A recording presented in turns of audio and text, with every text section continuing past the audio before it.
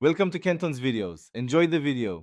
In this video, I will explain how to replace a Tesla Model 3 control arm. First, ensure your vehicle is on a level surface and engage the parking brake. Always prioritize safety by wearing appropriate gear and using sturdy jack stands. Gather your tools, including a jack, lug wrench, and a comprehensive socket set, before you begin.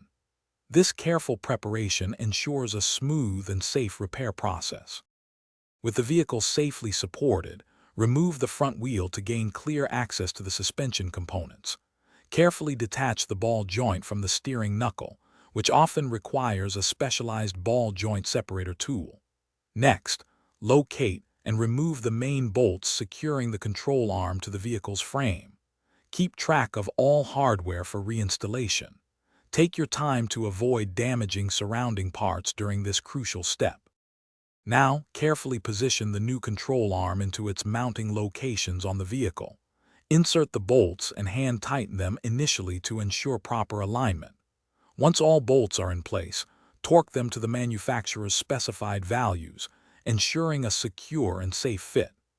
Reattach the ball joint to the steering knuckle, making sure it is properly seated and secured. Double-check all connections for tightness before proceeding. With the new control arm installed, reinstall the wheel and carefully lower your Tesla Model 3 back to the ground.